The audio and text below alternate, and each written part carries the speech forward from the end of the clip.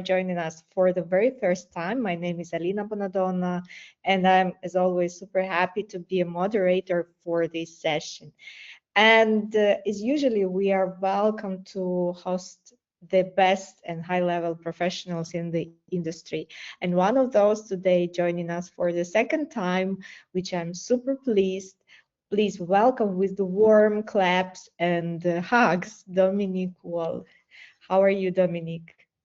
I'm good, Alina. Thanks for inviting me, and thanks for organizing this webinar today.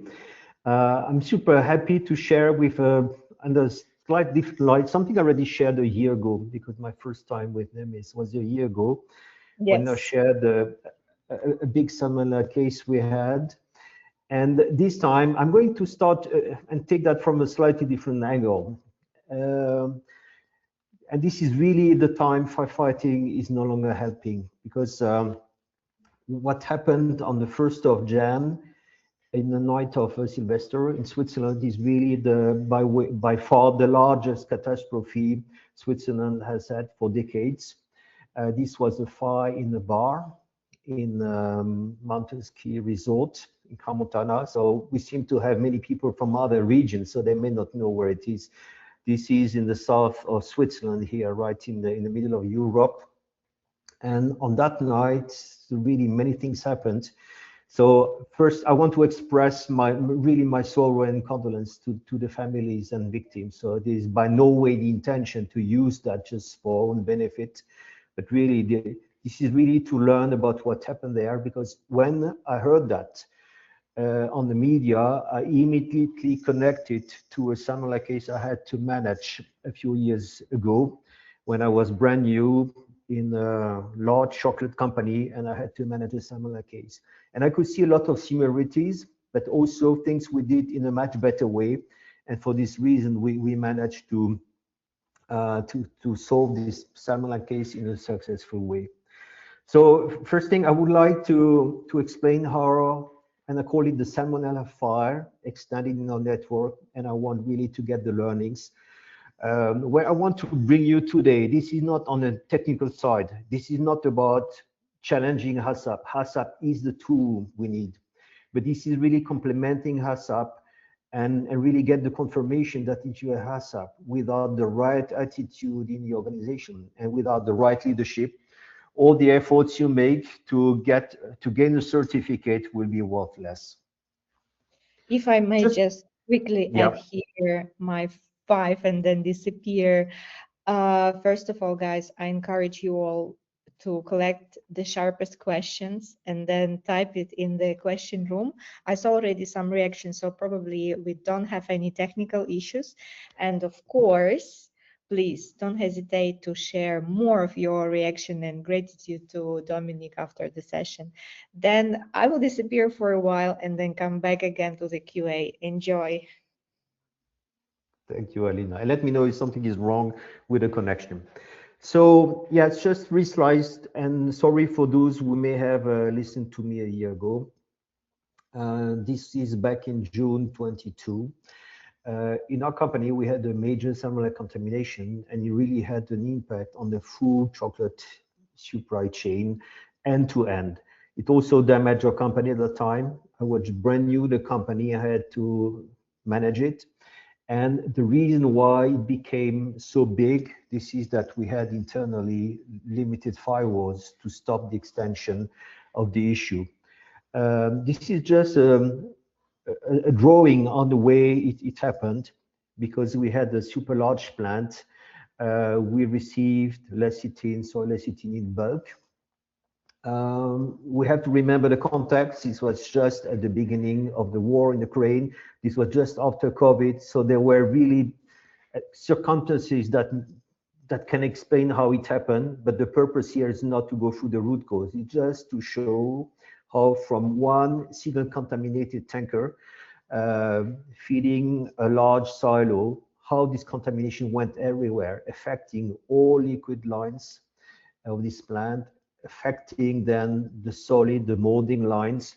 Then because liquid chocolate was sold, was shared with other plants in the network, other plants were contaminated. In the meantime, customer lines were also contaminated. and the salmonella within 1-2 days traveled in the entire network until we realized that we had suspicion, and until we could confirm. So at that time, we looked at the Swiss cheese model. I'm based in Switzerland, so this speaks a lot to the Swiss people, this Swiss cheese model. And the principle is that by stacking different preventive measures, each of the preventive programs, we call them PRPs in HACCP language, they contribute to reduce a certain risk. When these PRPs fail or when they disappear, then suddenly you have nothing to stop a contamination, and the contamination or the hazard just go through your entire network and finally reach consumers. So the case we had actually, which was a bit led by the circumstances, in 22, this lecithin was contaminated, but all the prevention we had in mind completely dropped one after the others. This material was rated as medium, so low risk than nuts or low risk than skimmy powder or cocoa liquor. So the supply audit was not prioritized due to COVID restriction. Then the supplier was certified at the noise GFSI certificate to show, but when we went there, we realized that it was really not deserved. Then we relied on the COA, which was also a bit fake because they were just reproducing results without testing the material. And unfortunately, global guys have decided to stop the systematic positive release on this material, driven by cost-saving reason. And the only thing that saved us and saved our customers, this is the fact that we had a very thorough material monitoring and positive release. So we could quickly identify the salmonella, and we had an excellent reaction with firefighting. So our firefighting actually was the way we stopped it. And it was still a big issue for the company, but at the end, we could a bit mitigate the effect of this crisis. Now, Tramontana, I don't know how much of you heard that. In Europe, probably everybody has heard of it, maybe not in other regions. These are just a few facts of what happened, and this was really just after midnight, celebrating the new year. There were fireworks put on bottles of champagne carried through the bar. This was a bar with a basement, and a lot of people were in the basement. Just a few minutes, and this is something that people have seen from the video. You know, the young guys and the people that post their videos online. So there are a lot of videos showing that within a few minutes, the ceiling started burning on the basement level. And what happened? Within minutes, there was a flashover, so a big blast with an explosion. This is due to the accumulation of gases and a sudden very high temperature. And really, the explosion took place before the fire was visible from the outside of the bar, but it was already too late. So the police and fire brigade were contacted. There was really the deployment of a lot of staff, so a lot of helicopters, ambulances, but it was too late. Here you see a picture that was taken during this party. And really clearly we see that the insulation foam that was glued to the ceiling of the basement, probably to absorb a bit of the noise, started burning. So really, really wrong behaviors. There were aggravating factors during this fire. The layout was completely wrong.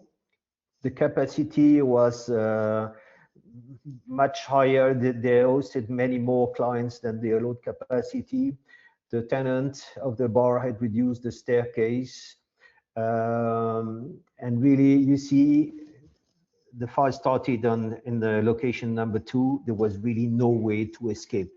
On top of that, the fire exit was blocked. So it seems that the bar tenant didn't want people to come in via the fire exit without paying the entrance. So really a lot of wrong things. On top of that, no emergency procedure, no means to stop the fire, alarm not connected to the fire brigade. Music keeps playing, so people were completely unaware or drunk, I don't know, but really, this was really a big disaster. A few days later, it also became obvious that this place had not been inspected by the authorities. The last inspection was super old. The community explained that they were lacking resources, they had restructuring in their organization. Uh, I'm going to skip that because when you hear that, you just wonder how this is possible and how this is possible in a country like Switzerland.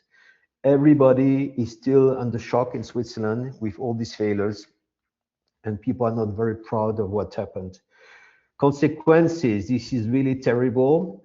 41 young people died, 115 injured, and some of them are still in intensive care. And you can imagine the people who participate even in rescuing, they are shocked for the rest of their life. The local system is also completely mistrust. So really, really not a nice story. So in summary, low standards, lack of inspection, lack of verification, no competence to assess the risk, overcrowded place, so regulatory requirements not met, poor behaviors, and no crisis management. There are, of course, a lot of legal investigation that's going to take years. More or less every week in Switzerland, we hear from that. The bartender and his wife and a number of community people are prosecuted, but it's pretty sure that the bartenders have huge responsibility in what happened. What we can tell, this is not just Murphy Law, what happened there, because all the conditions were really gathered for a major disaster. And what I would like to do with you now, this is to see how this is relevant to food safety. People may say, no, that's not me. We have verification. That's not me. We are aware of risk, but I would like just to build some parallel and see how things do occur and the signals that should raise our awareness to say, oh, could something like that happen? And I'm not talking here about a fire, physical fire. I'm talking about really a contamination that really sneaks through your network without you realize and without you take action, and suddenly impacting thousands of consumers.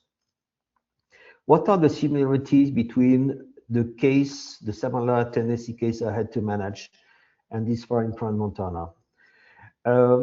What is very similar, this is that we could not prevent the Salmonella fire to start. We had measures, but the fire spread in our network. And we really realized that we had some gaps in our management system. And the gaps we had, they were in the area of supply management due to, well, supplies that were not well known and with wrong risk assessment. We also accepted some derogation based on risk assessments. And at that time, we really thought the risk assessment was completely acceptable, because at that time was another peanut contamination in the network that was seen as the higher risk than this one. So these are the similarities. However, there was a huge difference versus the fire in Crown Montana when I had to manage the case. First thing, we could smell the salmonella because very early we had PCR results showing a suspicion, and within 2 days we could confirm officially with your method the presence of the salmonella. We could really track it where it was spreading in the network. And the second big difference is that we had a very active fire brigade that managed the case. So engaged people, traceability was quick. We could inform customers in a very quick manner. So you see the similarities stop here. And of course, in our case, there was nobody sick, there was nobody died, but we were not far from a big disaster. The only thing that saved us were our capability to manage the crisis. Good. So now the question is really, so many companies are certified, and I have a few numbers for you after. Why are our management system not robust enough or are not resilient enough to prevent such major food safety issues? And this is really, it reminds me of the candid question my CEO asked me at the time, Dominique, but we are certified. Why does it happen? And really, now this CEO was a bright guy, I was just shocked by how candid he was, probably showing the lack of an understanding of what the management system is. And really, there are three reasons and even more why the GFSI certificates, so any type AIB, BRC, what is sometimes fail. First thing, a paper doesn't mean you are doing great. Like you pass a driving license, you have shown that you can pass a driving license. Does it make you a great driver day in, day out? Not necessarily. It depends on how you behave afterwards. Certificate doesn't show that you are great. It just shows that at a point in time you fulfill the requirements. And auditors, they mostly accept the risk assessment you make about yourself. And they have limited time to really dig into the details. Last but not least, there is a bit of ambiguity in the way these audits are made. There is an interdependent relationship between the certification body, the auditors, and the company that's being audited, because on one side, people want to protect their business, and they don't want us to go to a competitor that is maybe a bit easier. And very often, the true motivation of the side that is being audited, this is to have the lowest number of corrective action and problems to manage. Because once it is recorded, they have to do something with it. So I think these are all reasons why certification of management systems sometimes fails. And considering the fire in Tramontana, I started really, it reminded me an equation I've been working with and that I kept in my head for ages. So this is a completely different way of looking at food safety. It's not meant to replace HACCP, please. So don't think that I'm putting HACCP on side. HACCP is really a great tool to identify the hazards, to manage them through PRPs and through identified CCPs. But what I like about this thing, this is it repository management system in the broader context. And what I mean here by standards, this is really a bit the theory. So the specification, the requirements, all the policies that you need to achieve internally and externally, the regulatory requirements. The management system is really the mechanism to deliver that, but we should not offset two super big components or factors that are the people competence and the people attitude. Once you get them all together, then if all of them are strong, then you probably have a good food safety performance. Why is this equation very powerful? First thing, it takes us a bit outside these hard and technical stuff, because most people in the area are engineers, food technologists, and we like to look at really the hard piece, the micro, the how to detect physical foreign matters and all that. And it really showed that the soft dimension of the result is as important. Under people attitude, you have leadership, you have culture. There is an attempt of HACCP to introduce this program on how to build a food safety culture, but really this is just a drop in the total requirements. And what is also very true here, this is this notion of zero. Zero in mathematics is an absorbing element. If you multiply it by zero, you may be strong on other factors, but at the end, the outcome is just going to be zero. That's sometimes what happens. You may have the best standards on the paper. You may have your certification or your HACCP, but if the people's attitude or the leadership in the company is not there, the outcome is going to be very weak. This is what happens from time to time. So the second thing I like, this is really to balance the theory and the implementation. You implement through people, through their attitude. If they don't understand what they do, you may also get something very unexpected as an outcome. Good, so now if you look at Crans-Montana again, they were weak on almost everything. They were weak on the standards. The management system was weak. Nobody verified their layout or the connection to the fire brigade. They were weak on people competence. A lot of seasonal people who just came a few weeks before for the snow season. people with limited training, attitude, really, are you crazy to have open flames close to material that can easily burn, so really weak on everything. And no surprise, at the end, zero safety and all these fatalities. The catalyzer was the use of fireworks, obviously. So how does it relate to a food plant? And I'm not going to take all examples on the right-hand side, but I would take a few things. Would procurement be able to source non-approved materials from non-approved suppliers? Does the system allow that by exception or by poor design? Are you always notified about raising issues that could turn into something much worse?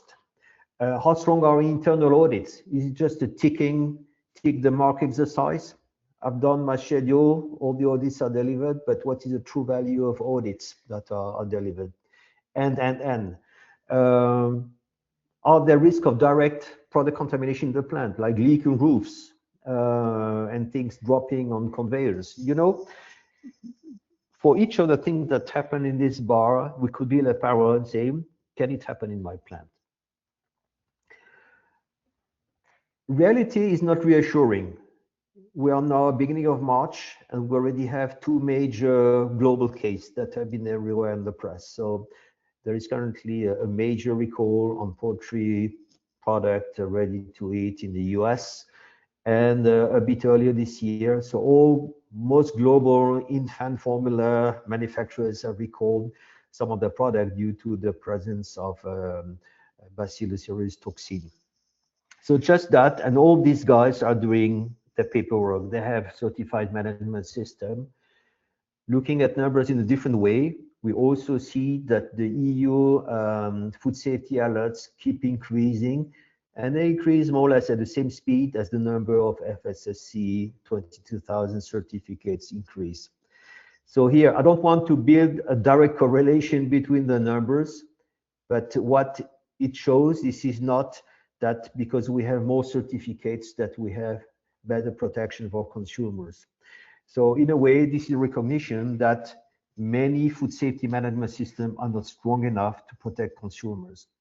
And the question is really, what is wrong? And why does HACCP sometimes fail? I have my few explanations here. And really, you will see that most of these things that come really from the soft side. So most of these gaps, they're actually associated to loss of competence in our businesses, in our plants, and managerial attitudes that are not where they should be. Over-indexing food safety certificates, especially the supplier ones. We file a paper and we feel okay. At least we have someone to finger point at in case of a problem, because we hide behind a certificate. Sometimes lack of understanding between CCP validation and CCP verification. Sometimes just being lucky, so we don't have the data showing that there is something deviating or something happening. Complacent risk assessment. Very often I can observe that risk assessment are prepared just to tell that we have nothing to do, and they are not completely independent. Food safety not necessarily visible at board level. So really all these things, you see most of these things, they are either linked to competence or attitude of people in our businesses. So back to this equation, and of course that's a very theoretical equation, but again, you may have the best standards on the paper. You may have your management system, your CAPA, your corrective action, your change management. If at the end, the competency, the attitude is not there, the outcome of this calculation is going to be weak.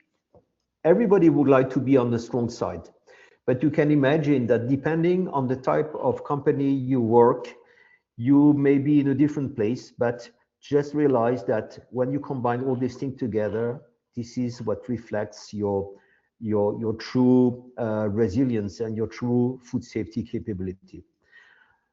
As I had to repeat a few slides, I'm going to skip some of these explanations here.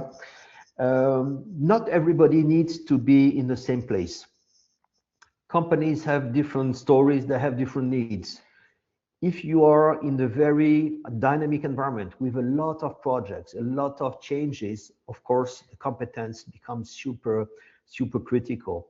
If you're in a well-established business, that's a bit different. It's more, where everything is a bit the same every day. So probably here the discipline is important, but you don't really need a lot of new competence to assess new project. Is the company is well organized with very mature people in their roles, people who have been doing their job for years, or do you have a lot of changes with a high turnover? So you see, you may have different needs, but the needs to have strong and engaged people remains. We're now facing again a new crisis in industry with the cost of energy. And what is the reality? This is when companies struggle, there is a temptation to save on resources and competencies. And if you realize how many of our corporate people, executive people, really have incentive metrics on food safety. No, the incentives of most people are on increase of sales or earnings. You know, you have all these things or inventories even, but really there are very few companies that have shared incentives on food safety. So this also shows that finally the food safety message, it gets always diluted behind other things. So here is a list of questions that I want to give you, and you can make your own severity assessment later, next week or at any time when you have a bit of time. All these things are things I have seen in my career. Not all of them at the same time, but really all of them, they occur at a point in time. High level of vacancies in the quality organization, including critical quality position. High turnover of staffs, lack of experience in food safety position. Kappa, sometimes we have Kappa and after 1 year, say, hey, is it really, I don't know how to get rid of this Kappa. Should I downgrade it? Should I eliminate it? Because I don't know what to do with it. Food safety expertise concentrated at corporate level, but not present at plant level. Seasonal temporary people are allowed to perform CCP verification without fully understanding. People train just with e-learnings. It has to be quick. You do a training, tick. And really, I could take many more of these examples to share, yes, to show some vulnerability in our systems.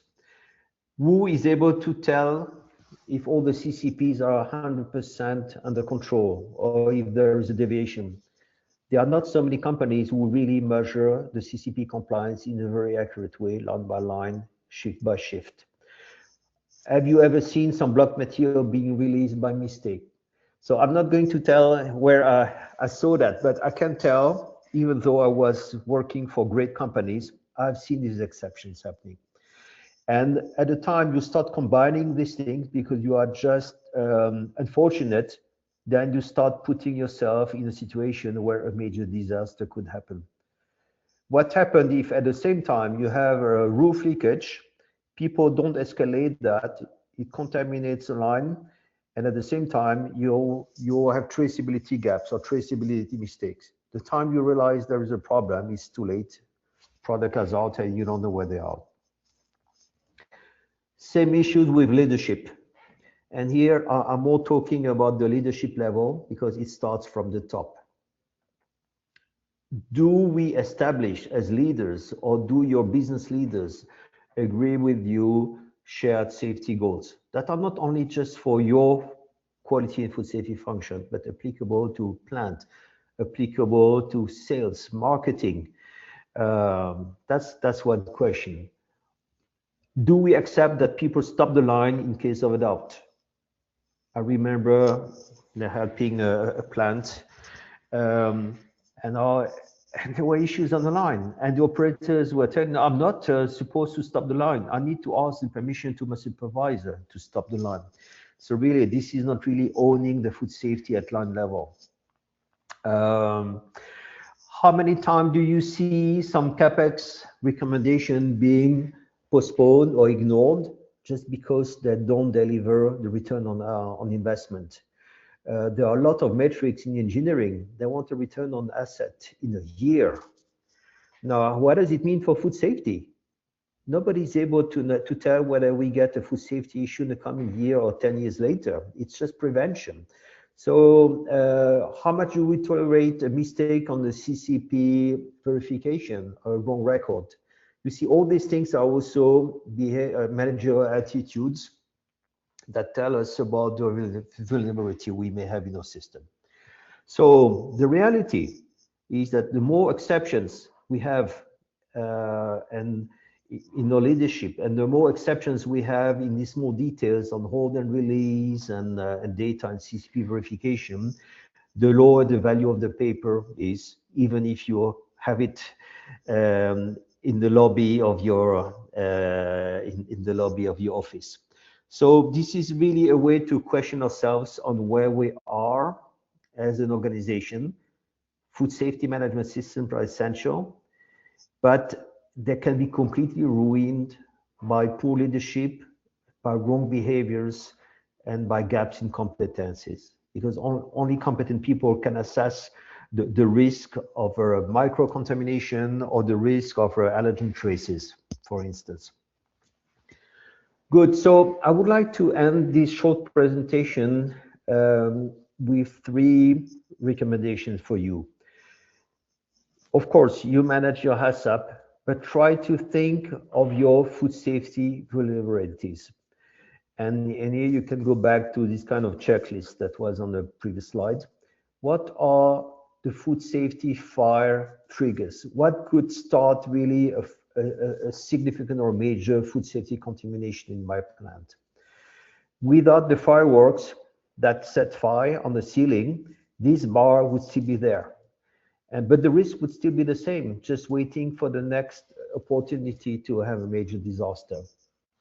So really, are you fully aware of what the risks are in your plant? How many gaps do you observe in all these 4 factors? And again, I would like to take again and re-emphasize the fact that it is just a matter of bad luck when you start combining 2 or 3 of these gaps at the same time, and then you start getting or going into trouble with a major incident. Because at the end, if you take one isolated deviation, you may be lucky, nothing happens, but as soon as you start combining 2 or 3 gaps at the same time, then you inflate the problem and it starts reaching customers and consumers. Third thing, on your vulnerabilities, we may never be perfect.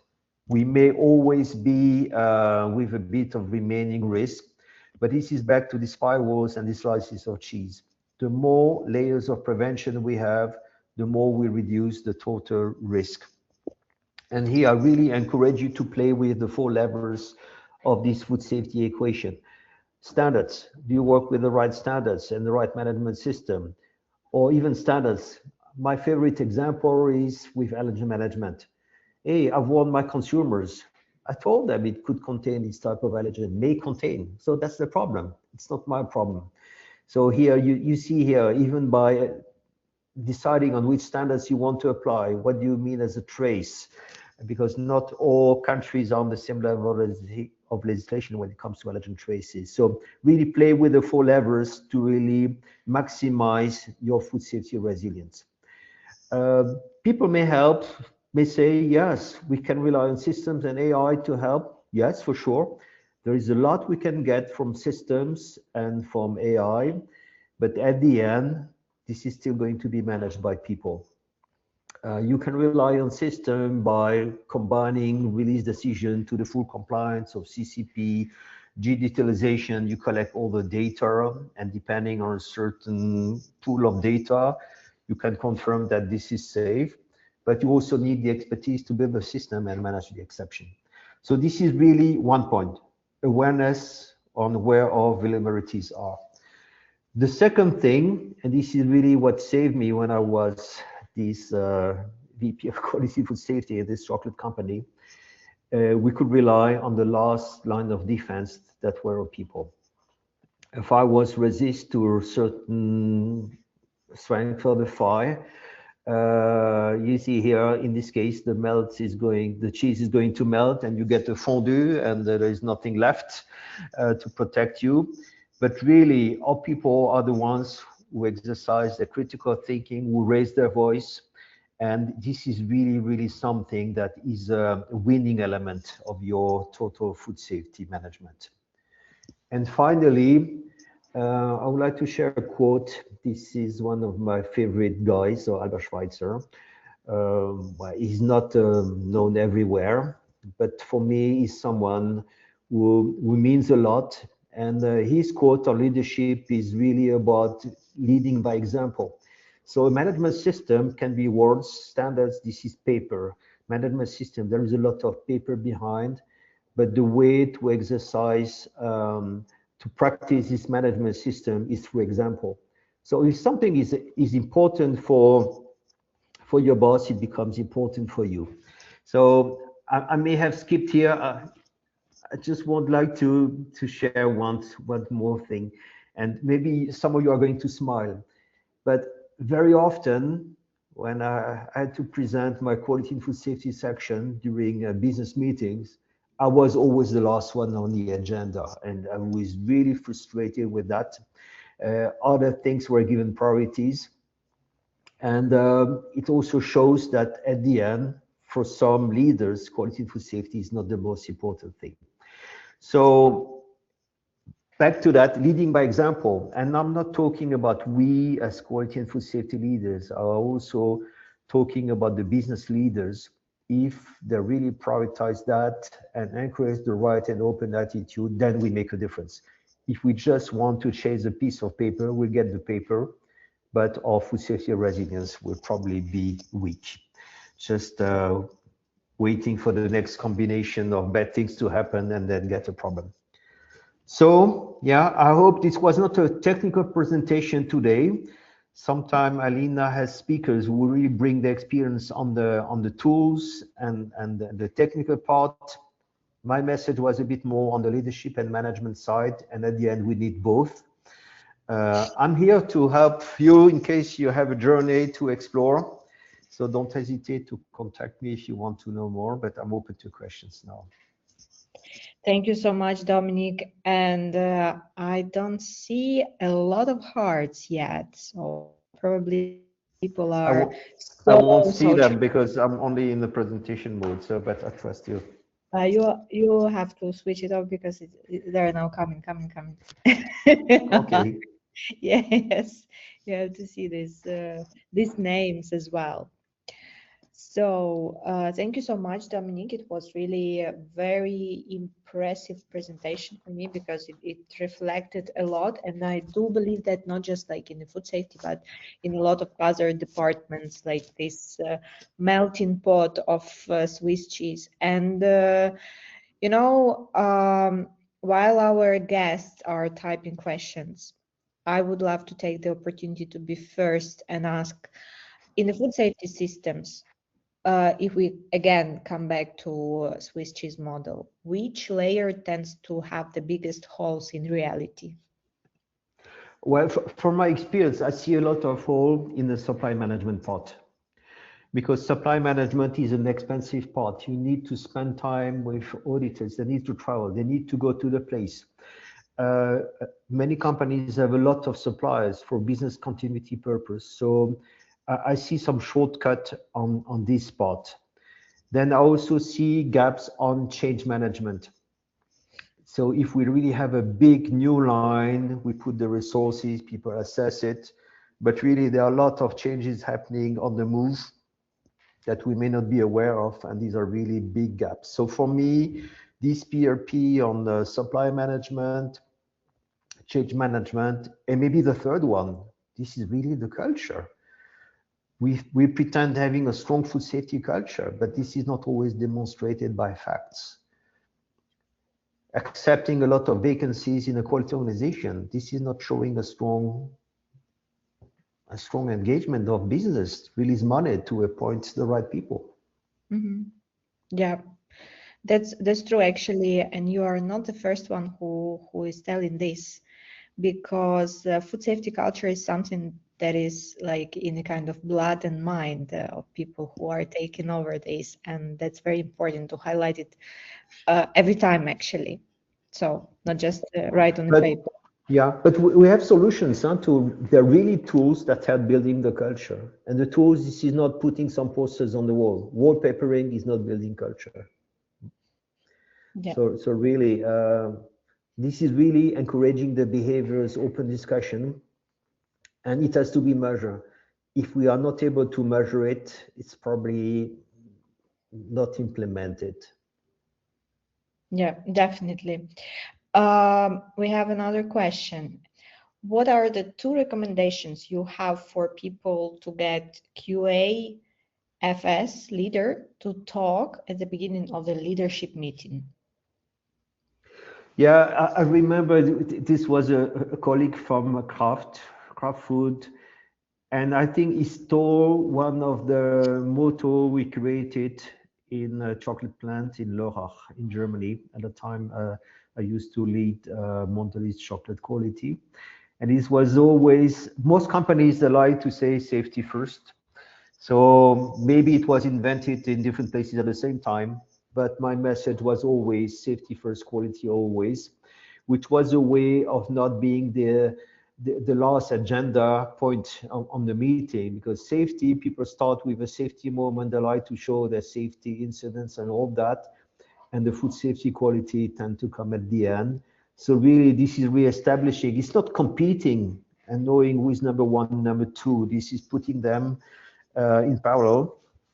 Now, sometime I negotiated a bit. Say, last time I didn't have enough time. Make sure I'm going to be the first one on the agenda next time. So there were also sometimes those negotiations, but I was not always winning, I have to admit.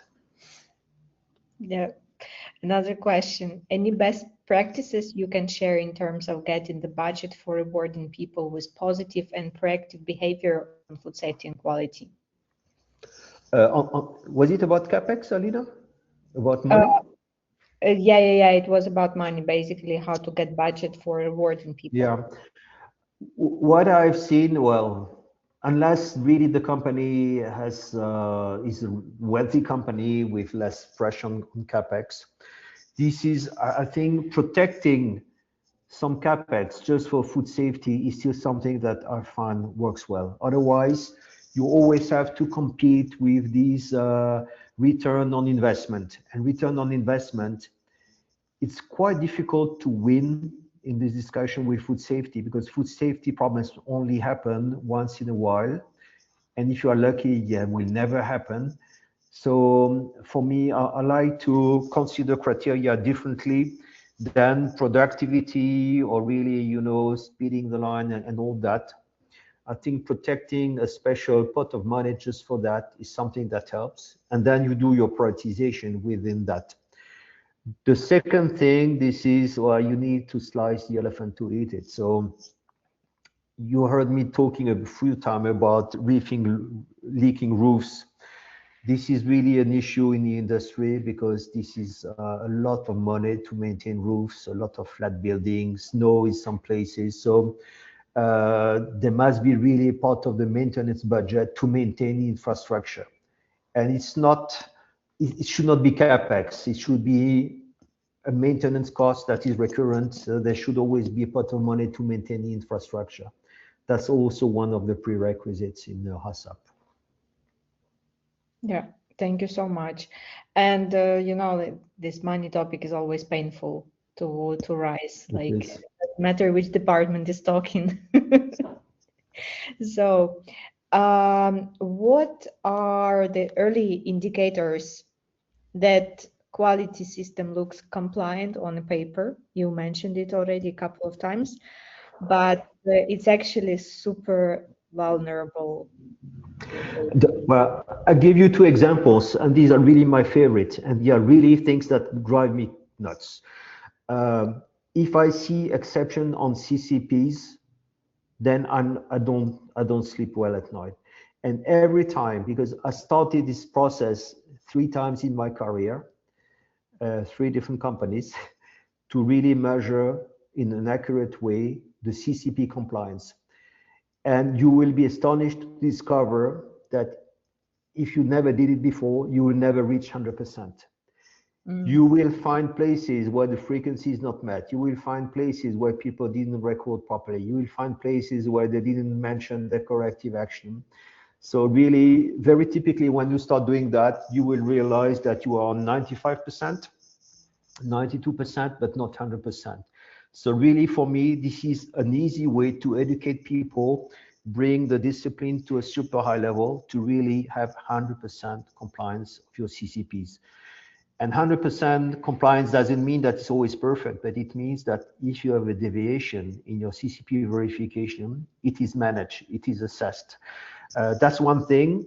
The second thing, I have zero tolerance for hold and release mistake.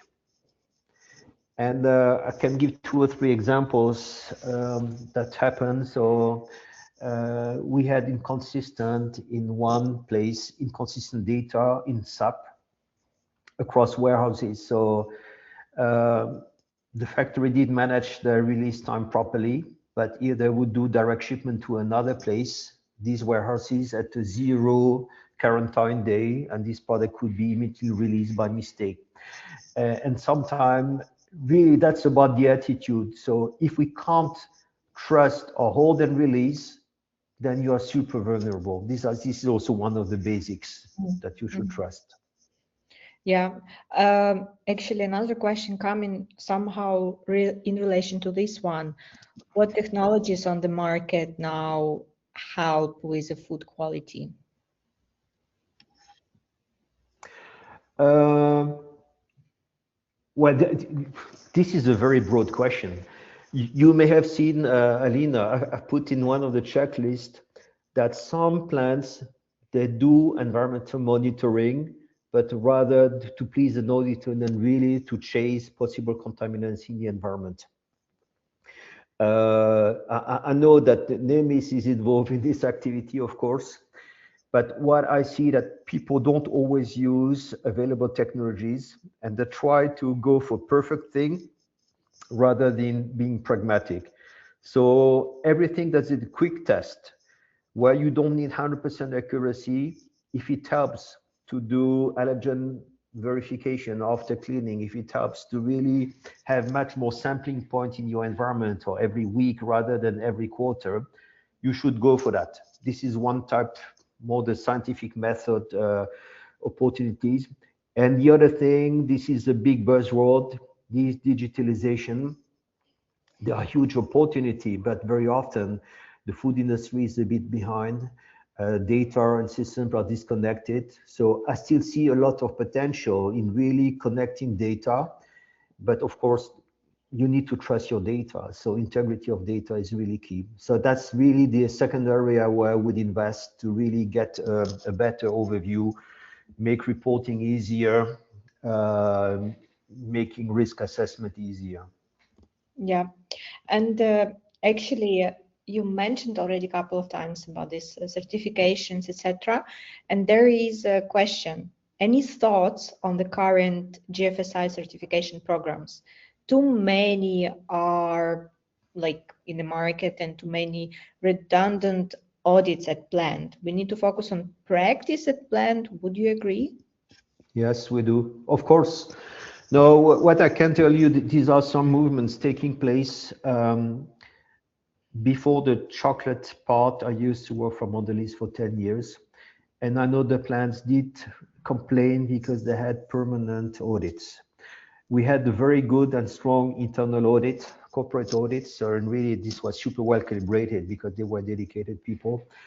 But we consciously decided to stop ISO 9001 at a point in time because this was somehow duplicating with FSSC 22000. I think at the end, what we discovered, our internal audits were always much stronger to discover gaps than the external audits. So the reason why a lot of brand business, so the ones really, the FMCG at the end of the value chain, they keep these audits to also build credibility with the suppliers because they want that from the suppliers. But for me, the practice has more value than just a theory. And this is this quote from Schweitzer as well. So really show evidence that you do things and lead that, and not just on the paper. Paper is patient. Right? There will always be a way to explain, oh, don't worry, I have all these corrective actions, I've identified my gaps. The important thing is to close the gaps, not only to list them and live with open list forever. Yeah. And in summary, I know that you did kind of summarize your presentation, but still, what would be your final quote to take out from today in relation to Swiss cheese slices and layers in order to avoid them? Yeah, no, I think this is really when you look at end-to-end and your risk, look at how strong your prevention are. When I introduced these Swiss cheese and firewalls, initially it was really to say, if I have a super integrated supply chain, I need at some point to have something that protects my value chain, rather than being an open place where every contaminant can go left and right, and then you suddenly look at everything. So really, when we do risk assessment, we look at the severity of a hazard, how frequently can it happen, but we don't really look at the business consequences. We tend to look at the consumer impact, but not really at the business impact. And the reality is really when you stop the business, then you get pressure from people to say, hey, when can I start my lines again? So for me, this was really a conclusion that firewalls should be here to help showing where do I need to protect my value chain? Where do I need to assess my product flows? This is applicable for allergen management, this is applicable for micro, and this is also applicable for physical contamination. So for me, this is another way of doing risk assessment. The reality is that business has a very strong voice. And when we do food safety, we don't really integrate enough the business impact to put the right protection for the business, because there will always be supply chain people, sales people pushing to get the product, even if we as food safety say, no, here I'm not too comfortable. We're not ready for this project. We have to postpone. They hate that.